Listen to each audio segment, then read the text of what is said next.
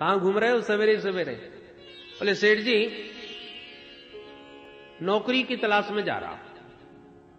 अच्छा नौकरी करना है? सेठ जी को याद आ गया, हमको भी तो शाम को ही चर्चा हुई थी, एक सेवक की आवश्यकता है, चलो इसी से बात करते हैं। क्यों भाई, क्या नाम है तुम्हारा? बोले सेठ जी अपने राम को अंतर्यामी कहते हैं। वाह बेटा बड़ा प्यारा नाम है, अंतर्यामी हो? हाँ सेठ जी। माँ बाप? बोले माता पिताजी नहीं है हमारे पास। सेठ जी को लगा शायद पधार गए होंगे। अब भगवान तो सब ठीक ही कह रहे हैं। तो नौकरी करना चाहते हो? बोले हाँ सेठ जी। तो भाई नौकरी तो हम भी दे देंगे तुम्हें, पर ये बताओ तुम्हारा वेतन क्या होगा, क्या लेंगे आप? बालक बोला सेठ जी अपने राम को लेके क्या करना है, हमारे आगे पीछे कोई है नहीं, हमको तो चकाचक खाने के लिए चाहिए, बस इतना जान लीजिए 5 बार भोजन करता हूं दिन में, और खुराक मेरी बहुत जरा अच्छी है, उसमें किसी ने रोक टोक कर दिया तो मैं भाग जाता हूं, खाने में कोई सामंजस्य नहीं, बाकी फिर और हमें इसके अलावा कुछ चाहिए नहीं। सेठ जी बोले अरे भाई तो खाने पीने की क्या चिंता, घर में भगवान का दिया सब कुछ है, आइए हमारे साथ, हम तुम्हें अपने यहां रखेंगे। हमारे यहां भाई साधु सेवा होती है, करना जानते हो? ठाकुर जी हंस करके बोले साधु सेवा में तो बचपन से ही मेरा समय लगा है, बहुत सेवा की है, बड़ा अभ्यास है साधु सेवा का। अरे तब तो बहुत अच्छी बात है, आओ। घूमते घूमते बालक को घर ले आए। अरे सुनते हो, देखो भगवान की कृपा से कितना सुंदर ये बालक मिल गया, अंतर्यामी नाम है इसका, साधु सेवा इसने बहुत की है, बचपन से कह रहा था खूब सेवा करेगा, आज से तुम्हारा सहयोग देगा, बस ये है कि खाने पीने में इसे कभी रोकना टोकना मत, जो खावे सो खिलाओ। ठीक है महाराज। ठाकुर जी ने खूब सेवा करी संतों की, पूरे 13 महीने तक रहे महाराज, 13 महीने तक। भक्तमाल में आप सुनिएगा चरित्र, नाभाजी महाराज ने वर्णन किया है, 13 महीने तक प्रभु सेवक बन के सेठ जी के यहां सेवा की। पर एक दिन सेठानी जी गई किसी पड़ोस में गाने बजाने के लिए, बधाई बधाई थी, तो पड़ोसन ने अनायास कह दिया बहन क्या बात है, कुछ कमजोर सी मालूम पड़ रही हो, तबीयत ठीक तो है? सेठानी जी के मुंह से निकल गया बहन और तो सब ठीक ही ठाक है, पर तुम जानती हो वो मेरा सेवक कौन? बोले वो ये अंतर्यामी, भाई सेवा तो खूब करता है साधुओं की, पर क्या करें बहन खाता बहुत है, 5 बार उसी के लिए भोजन बनाना पड़ता है, एक एक बार में 10-10 टिक्कर खा जाता है, मैं तो उसी के लिए टिक्कर बनाती बनाती परेशान। बस इतना कहा और उधर अंतर्यामी अंतर्धान। बोलो जय श्री कृष्ण। लौट करके जब आई घर, शाम को सेठ जी पधारे, सेठ जी बड़ा प्रेम करते थे अंतर्यामी से, इसलिए भोजन हमेशा उसके साथ बैठ के करते थे, नौकरों जैसा व्यवहार नहीं करते, पुत्रवत स्नेह देते थे। तो जहां सेठ जी के भोजन का समय हुआ, थाली परोसी गई, आवाज लगाई अरे भाई अंतर्यामी चलो भोजन करो, बहुत पुकारा, आवाज प्रत्युत्तर नहीं आया। अरे अंतर्यामी कहां चला गया? हे देवी ढूंढो उसे। चारों तरफ ढूंढा, कहीं कोई पता नहीं। सेठानी जी ने कहा महाराज मैं आज बड़ी देर से ढूंढ रही हूं, न जाने कहां चला गया, दिखता ही नहीं। सेठ जी को ध्यान आया, क्यों तुमने उसके खाने पीने के बारे में तो रोक टोक नहीं लगाई कुछ? सेठानी जी बोली महाराज अब आपसे क्या छुपाऊं, मैं उससे तो कुछ नहीं बोली, पर हां उसके बारे में चर्चा आज पड़ोसिनी के यहां जरूर चली थी, मेरे मुंह से निकल भी गया कि वो ज्यादा खाता है, बस और कुछ नहीं कहा मैंने। सेठ जी समझ गए, अरे राम राम, तुमने यदि पड़ोसिन से कहा भी तो उसे कैसे पता चला? उसकी शर्त थी कि मेरे खाने पीने के बारे में रोक टोक भाई तो मैं भाग जाऊंगा, और वो इसीलिए भाग गया। पहले तो नाराज हो गए, देवी भगवान का दिया सब कुछ तो है, फिर भी तुम्हें ये छोटी छोटी बातें करने की क्या आवश्यकता थी? पर मेरी भी प्रतिज्ञा है जब तक मेरा अंतर्यामी नहीं आएगा मैं भी भोजन नहीं करूंगा। थाली सरका दी। अब जब पतिदेव नहीं पा रहे तो पत्नी कैसे पावे?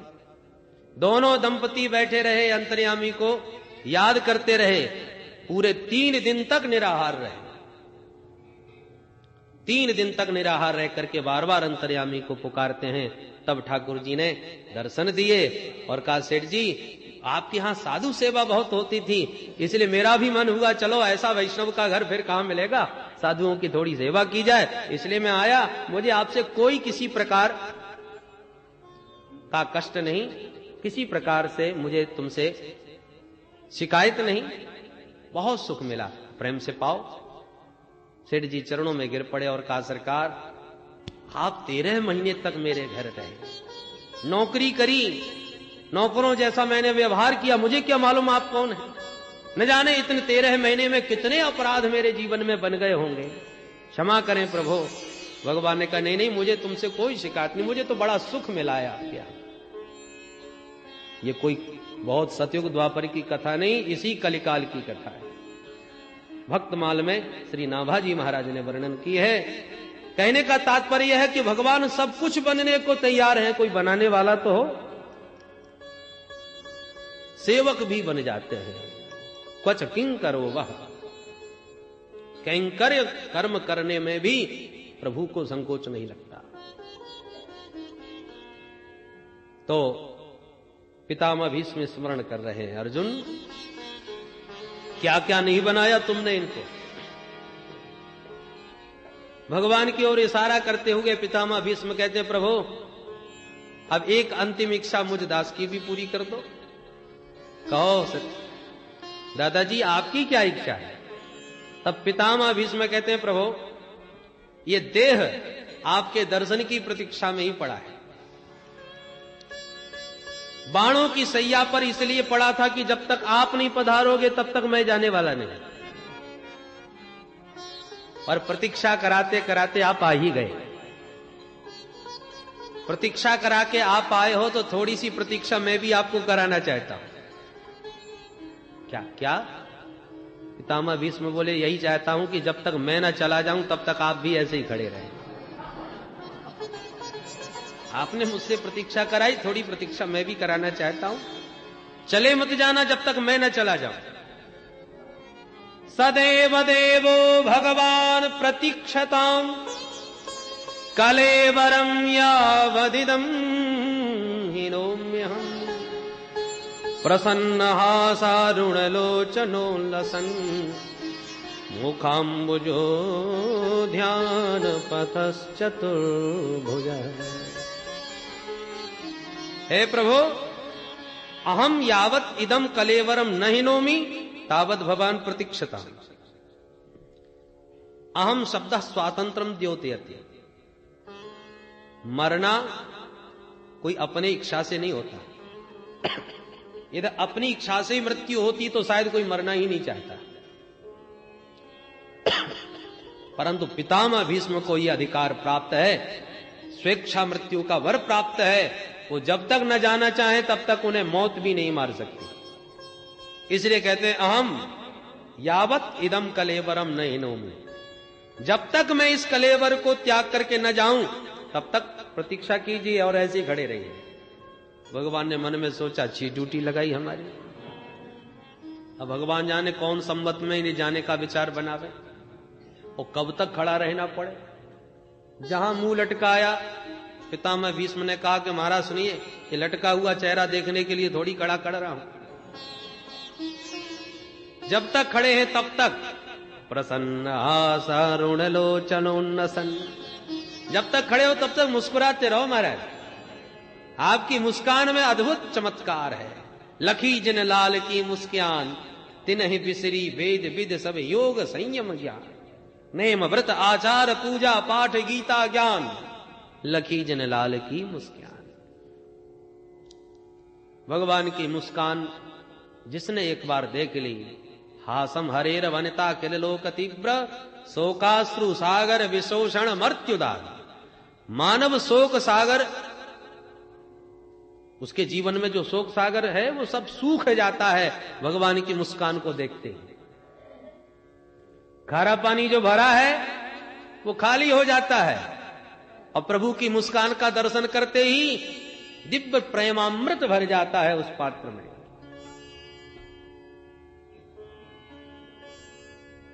भगवान की मुस्कान पर मुग्ध हो गए श्री पितामह भीष्म।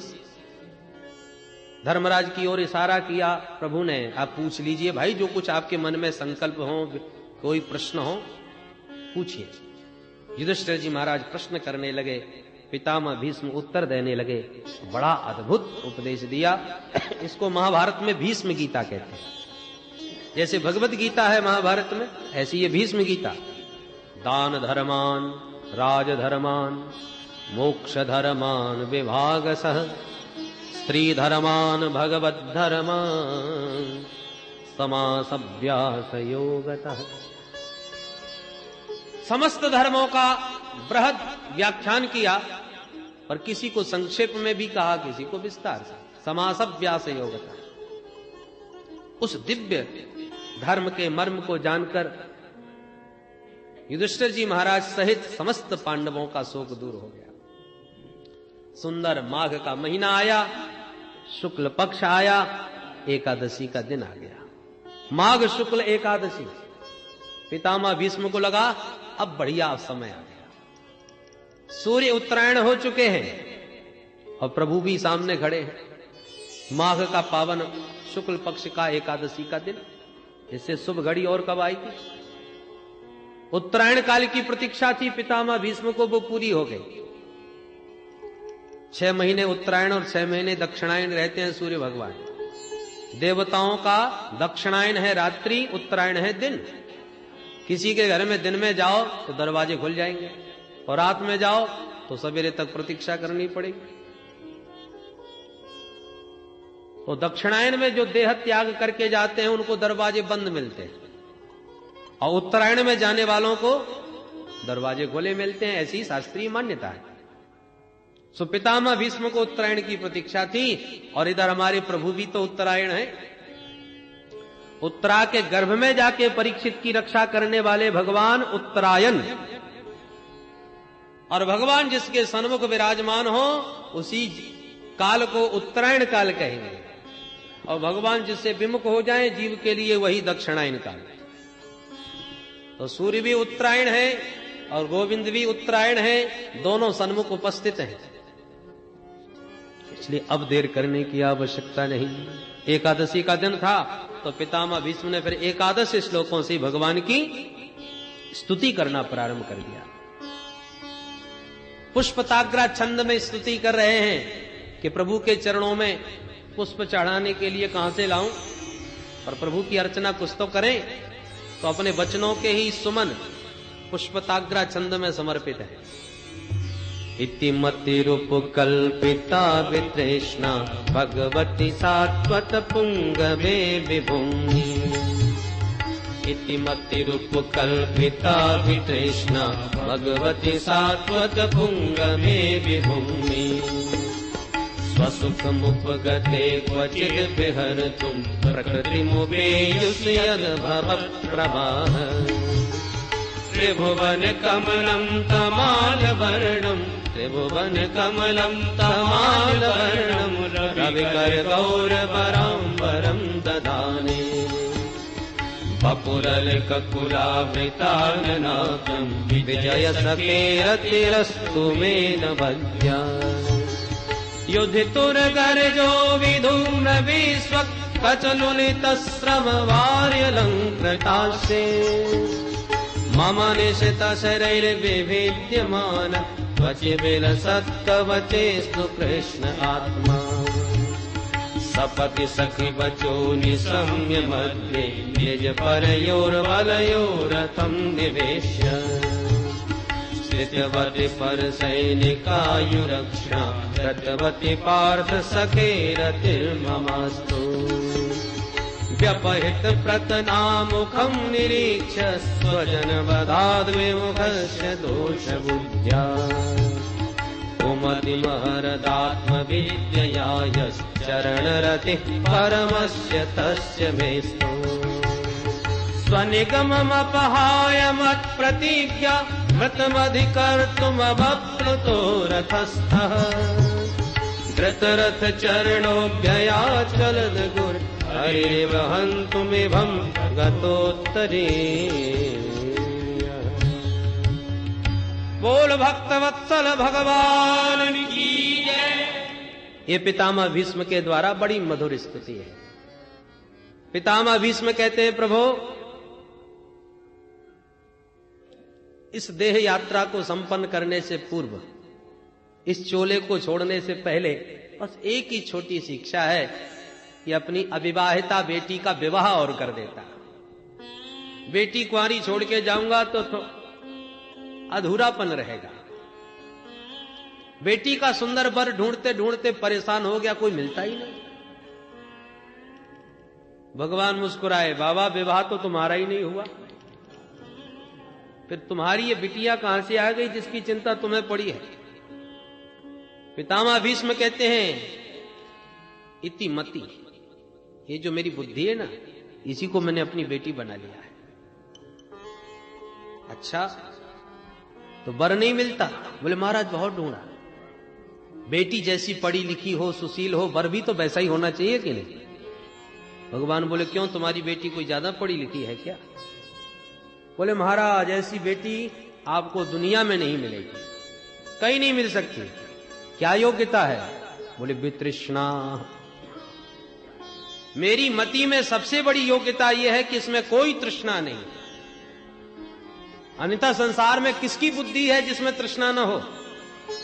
कोई वित्तेषणा से ग्रसित, कोई पुत्रेषणा से, कोई लोकेषणा से।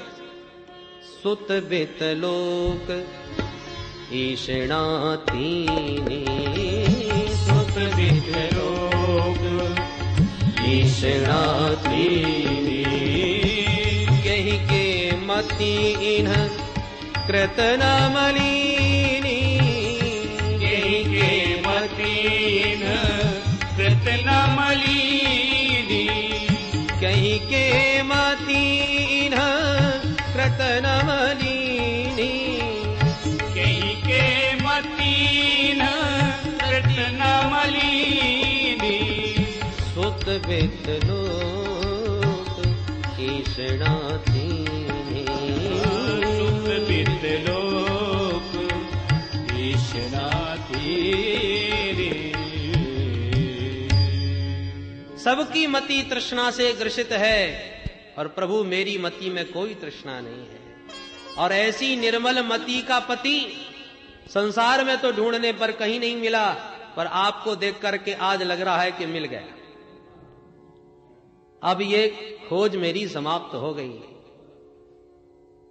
स्वीकार करें प्रभु, आप अदय सुंदर वर को भी तो वधू की आवश्यकता रहती है। आप कहते हो मयि बुद्धिम निवेशय, अतः कृपा करके ये निर्मल मति आपको ही समर्पित है, स्वीकार करें। प्रभु त्रिभुवन कमनीय आपकी इस श्याम छटा पर पीत पीतांबर कैसा दमक रहा है। जैसे तमाल वृक्ष की श्याम छटा पर सूर्य की रश्मियां पड़ने पर जो दिव्य शोभा होती है, वही आपके इस श्याम विग्रह पर पीतांबर की शोभा हो रही। याद आता है वो क्षण जब युद्ध में अर्जुन आदेश देता था आपको, आप सारथी अर्जुन रथी, कह रहा है सैनयोर भयोर मध्य रथम स्थापय मेच्युत, ले चलो दोनों सेनाओं के बीच में मेरे रथ को, देखूं तो सही कौन कौन आए हैं मेरे से युद्ध करने के लिए। जो आ गया भगवान घोड़े हाँकने लगे और जहां दोनों विशाल सेनाओं के बीच में रथ को खड़ा किया और भगवान बोले अर्जुन देख लो, हम तो बीच में आके खड़े हैं, अब तुम भी बीच में ही खड़े रहना, इधर उधर मत डगमगा जा। और जब अर्जुन ने देखा तो डगमगा गया, हाथ पैर फूल गए। राम राम, जिनके चरण छूता था, जिनकी गोदी में खेलता था, जिनकी अंगुली पकड़ के चलता था, क्या मुझे इनसे युद्ध करना पड़ेगा? क्या इनको मारना पड़ेगा? कांप गया हृदय अर्जुन का। सपति सखी वचो निशम्य मध्य निज परयोर बलयोरथम निवेश्य स्थितवत परिसैनिकायु रक्षणा रतवती पार्थ सखे रतिर्ममास्तु। पितामह भीष्म एक रहस्य और उद्घाटित कर रहे हैं। प्रभु, अर्जुन तो अपने से लड़ने वालों को देख रहे थे, पर आप भी तो टुकुर टुकुर सब पर दृष्टि डाल रहे थे। आपने क्यों दृष्टिपात किया? आप क्या देख रहे थे? मैं जानता था कि आप क्यों देख रहे हैं। प्रभु ने पूछा, क्यों देख रहा था मैं? आप ही बताओ। बोले, प्रभु, आपने समस्त कौरव सैनिकों के ऊपर दृष्टि डाल करके उन समस्त सैनिकों की आयु का हरण कर लिया। पर सैनिक आयु अक्षणा हृतवती। भगवान के नेत्रों में ही चमत्कार है। जिस पर दृष्टि डाल दें, किसी की तो आयु खींच लेते हैं, किसी को आयु दे देते हैं। किसी का बल पराक्रम छीन लेते हैं, किसी को बल पराक्रम प्रदान कर देते हैं। काली दह के विषाक्त जल को गायों ने पी लिया, छटपटा करके सब अचेतन हो गई। भगवान ने दृष्टि डाली तो सबको खड़ा कर दिया। अघासुर के मुख में ब्रजवासी सब मूर्छित हो गए, मरणासन्न हो गए। दृष्टि डाली तो सबको पुनर्जीवित कर दिया। कंस वध के बाद जितने यदुवंशी लौट करके अपने घर में आए, बेचारे निर्बल कमजोर कृषकाय, भगवान ने दृष्टि डाली तो पिबंत क्षैर मुकुंदस्य मुखाम्बुज सुधाम्बु। गोविंद के मुख कमल की दिव्य आभा प्रभा शोभा को देखकर उस दिव्य नेत्रों की रूप सुधा का पान करके सब पहलवान हो गए। बताइए, किसी को बल पराक्रम और आयु दे रहे हैं और किसी का बल पराक्रम और आयु को छीन रहे हैं। आंखों में सारे चमत्कार हैं। परंतु अर्जुन व्यामोहित जब हो उठा, स्वजन बधात विमुखस्य दोष बुद्धिया। अब तक सैकड़ों युद्ध किए अर्जुन ने, बड़े बड़े युद्धों पर विजय प्राप्त करी, जीत लिया, पर आज जब अपनों से लड़ने की बात आई तो हाथ पैर भूल गए। स्वजन बधात विमुखस्य। क्यों? बोले दोष बुद्धिया, बुद्धि में कुमति आ गई, दोषयुक्त मोह ग्रसित बुद्धि हो गई। इसलिए कुमतिम अहरत आत्मविद्याय। भगवान ने तुरंत आत्मविद्या गीता का दिव्य उपदेश दे करके अपने प्यारे सखा की कुमति का हरण कर लिया। बुद्धि में जो अज्ञान के बादल छा गए थे वो हटा दिए अपने दिव्य ज्ञान के प्रकाश से। ऐसे हे विजय सखा गोविंद, आपके पाद पद्मों में मेरी खूब रति हो, प्रीति हो। पितामह भीष्म अपनी वह घटना याद कर रहे हैं। प्रभु, वो भी दिन भूलूंगा नहीं। मत प्रतिज्ञाम ऋतम कर तुम। मेरी प्रतिज्ञा और आपकी प्रतिज्ञा आपस में टकरा गई।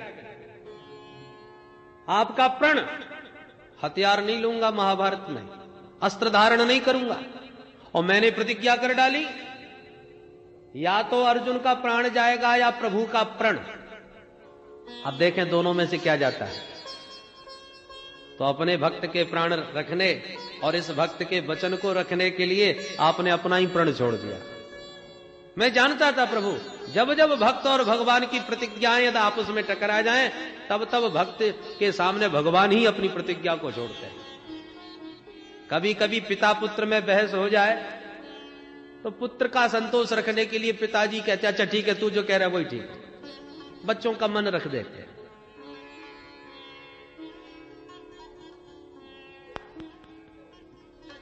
प्रभु, तीखे तीखे बाण मैंने चलाए तो आप अपने रथ के पहिया को ही सुदर्शन चक्र बना करके मुझे मारने के लिए दौड़ पड़े।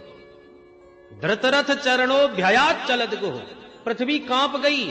आपका गतोत्तरीय, आपका पीतांबर नीचे गिर गया। लाल लाल आपके नेत्र क्रोध में भरे जब मुझे मारने को दौड़े, वो छटा आज भी मेरी आंखों में बसी है। प्रभु, ऐसे लग रहे थे जैसे किसी गजराज को मारने के लिए किसी सिंह ने आक्रमण कर दिया हो। क्रोध में भरा जैसे सिंह किसी गजराज पर झपट पड़ता है, ऐसे ही इवम हंतुम इव हरि ही इवम हंतुम इव। वो छटा आज भी मेरी आंखों में बसी है। पृथ्वी क्यों कांप गई, पीतांबर क्यों नीचे गिर गया, इस पर एक भक्त बड़ी सुंदर भावना प्रकट करते। बोले भाई, पृथ्वी इसलिए कांप गई कि इनका कोई भरोसा नहीं, ये तो प्रतिज्ञा करते हैं और भूल भी जाते हैं। अरे महाभारत में अभी अभी प्रतिज्ञा करी अस्त्र नहीं लूंगा और उठा लिया। फिर मुझे भी तो इन्होंने प्रतिज्ञा पूर्वक वचन दिया था कि देवी घबराना मत, मैं आऊंगा, तेरा भार दूर करूंगा। इन्होंने वचन दिया, मैं सुनकर के निश्चिंत हो गई कि अब मेरा भार प्रभु निश्चित दूर करेंगे, प्रतिज्ञा की है मुझसे। पर जब ये देखा कि ये प्रतिज्ञा भूल भी जाते हैं तो पृथ्वी घबरा गई। मेरी तो बहुत पुरानी प्रतिज्ञा है, कहीं उसे भी ना भूल गए हो। कैसे याद दिलाऊं इनको कि मेरा भी प्रण याद है कि उसे भी भूल गए। इसलिए पृथ्वी कांप गई। तो भगवान ने अपने उत्तरीय को आदेश दिया, जाओ जाओ इसे समझाओ, ये बिल्कुल ना घबरावे, इसका प्रण मुझे याद है। अरे इसके लिए तो आया ही हूं मैं यहां पर। इसलिए गतोत्तरीय पीतांबर मानो उछल पड़ा प्रभु के आदेश पर भूदेवी को समझाने के लिए। घबराना मत देवी, तो ये तो प्रभु की भक्तों के बीच में लीला चल रही है, तेरा प्रण भूलने वाले नहीं है, तू तो उनकी प्रिया है।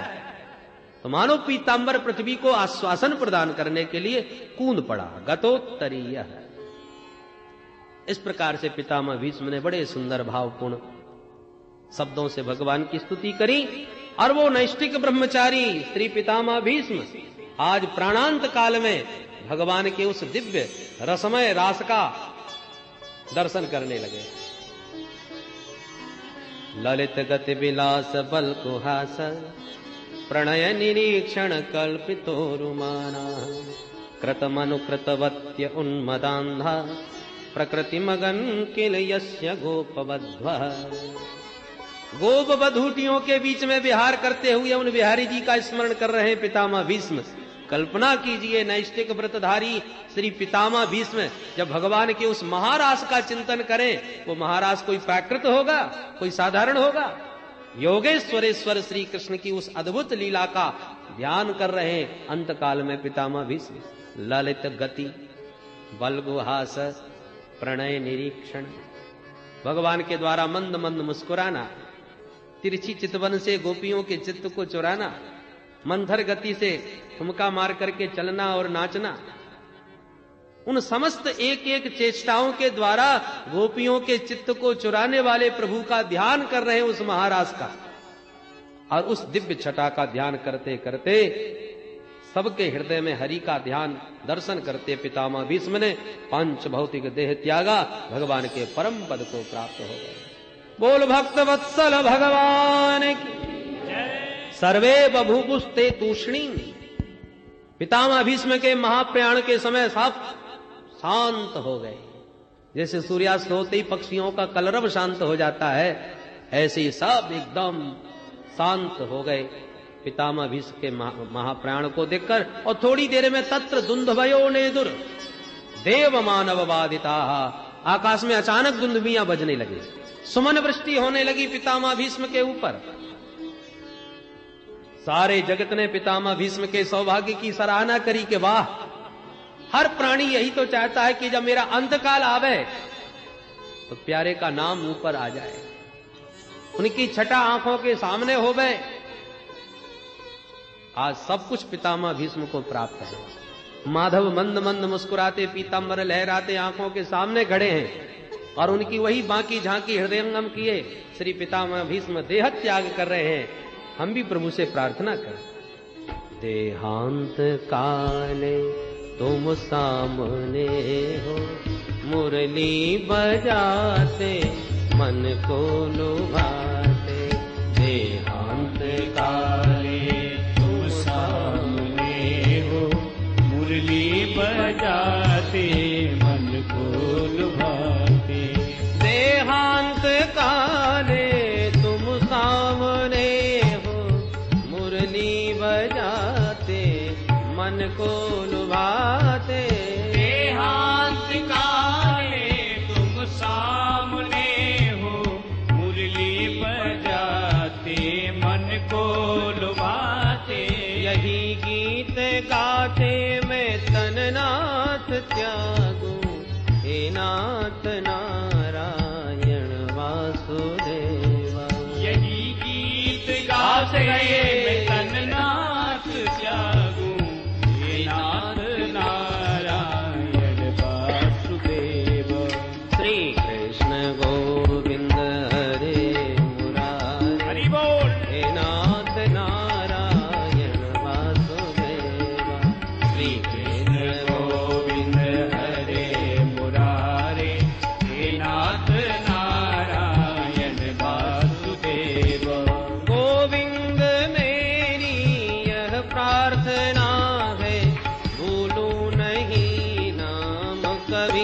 तुम्हारा।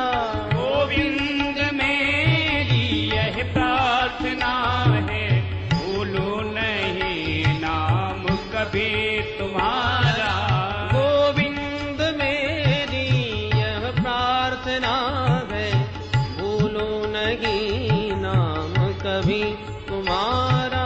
गोविंद मेरी यह प्रार्थना है, भूलो नहीं नाम कभी